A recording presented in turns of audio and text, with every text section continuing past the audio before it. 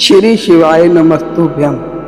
आज मैं आपको श्रवण कराने जा रही हूँ वट सावित्री व्रत कथा। वट सावित्री व्रत ज्येष्ठ मास की कृष्ण पक्ष की अमावस्या को संपन्न किया जाता है। यह स्त्रियों का महत्वपूर्ण पर्व है। इस दिन सत्यवान सावित्री तथा यमराज की पूजा की जाती है। सावित्री ने इसी व्रत के प्रभाव से अपने मृतक पति सत्यवान को धर्मराज से छुड़ाया था।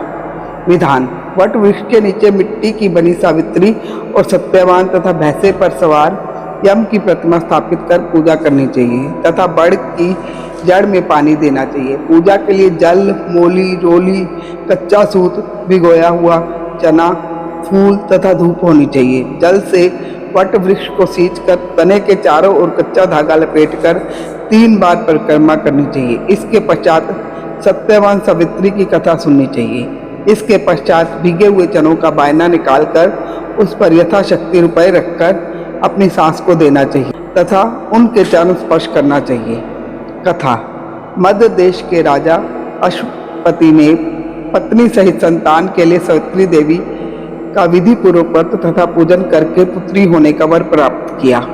सर्वगुण संपन्न देवी सावित्री ने पुत्री के रूप में अश्वपति के घर कन्या के रूप में जन्म लिया।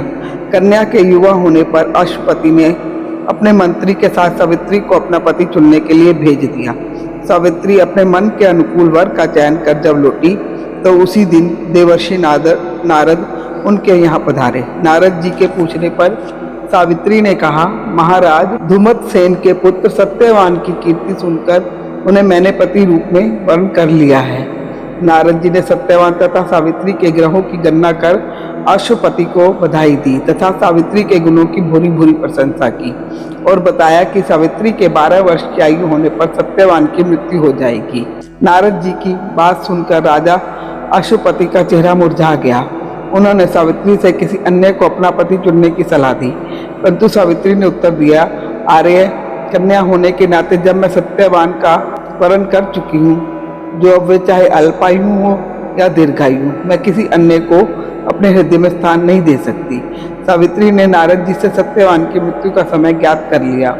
दोनों का विवाह हो गया। सावित्री अपने ससुर परिवार के साथ जंगल में रहने लगी। नारद जी द्वारा बताए हुए दिन से 3 दिन पूर्व से ही सावित्री ने उपवास शुरू कर दिया। नारद द्वारा निश्चित तिथि को जब सत्यवान लकड़ी काटने के लिए चला तो सास ससुर से आज्ञा लेकर वह भी सत्यवान के साथ चल दी। सत्यवान वन में पहुंचकर लकड़ी काटने के लिए वृक्ष पर चढ़ा। वृक्ष पर चढ़ने के बाद उसके सिर से भयंकर पीड़ा होने लगी। वह नीचे उतरा। सावित्री ने उसे बड़ के पेड़ के नीचे लिटाकर उसका सिर अपने जांघ पर रख लिया। देखते ही देखते यमराज ने ब्रह्म के विधान की रूपरेखा सावित्री के सामने स्पष्ट की और सत्यवान के प्राणों को लेकर चल दिए। कहीं कहीं ऐसा भी उल्लेख मिलता है कि वह वटवृक्ष के नीचे लेटे हुए सत्यवान को सर्प ने डस लिया था। सावित्री सत्यवान को वटवृक्ष के नीचे ही लिटाकर यमराज के पीछे पीछे चल दी। पीछे आती हुई सावित्री को यमराज ने उसे लौट जाने का आदेश दिया।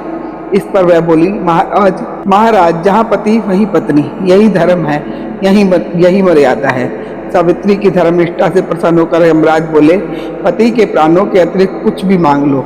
सावित्री ने यमराज से सास ससुर की आंखों की ज्योति और दीर्घायु मांगी। यमराज तथास्तु कहकर आगे बढ़ गए। सावित्री भी यमराज का पीछा करते यमराज ने अपने पीछे आती सावित्री को वापस लौट जाने को कहा तो सावित्री बोली, पति के बिना नारी के जीवन की कोई सार्थकता नहीं।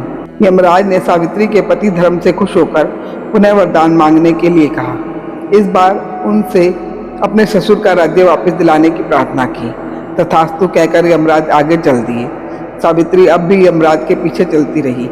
इस बार सावित्री ने यमराज से 100 पुत्रों की मां बनने का वरदान मांगा। तथास्तु कहकर जब यमराज आगे बढ़े तो सावित्री बोली, आपने मुझे 100 पुत्रों का वरदान दिया है, पर पति के बिना मैं मां किस प्रकार बन सकती हूँ। अपना यह तीसरा वरदान पूरा कीजिए। सावित्री की धर्मनिष्ठा, ज्ञान, विवेक तथा पति धर्म की बात जानकर यमराज ने सत्यवान के प्राणों को अपने पास से स्वतंत्र कर दिया। सावित्री सत्यवान के प्राण को लेकर वट वृक्ष के नीचे पहुंची, जहाँ सत्यवान का मृत शरीर रखा था। सावित्री ने वट वृक्ष की परिक्रमा की तो सत्यवान जीवित हो उठा। प्रसन्नचित्त सावित्री अपने सास ससुर के पास पहुंची तो उन्हें नेत्र ज्योति वापस प्राप्त हो गई। इसके बाद उनका खोया हुआ राज्य भी उन्हें मिल गया। आगे चलकर सावित्री 100 पुत्रों की माता बनी। इस प्रकार चारों दिशाएं सावित्री के पतिव्रत धर्म के पालन की कीर्ति से गूंज उठी। बोलो शंकर भगवान की जय। श्री शिवाय नमस्तुभ्यं।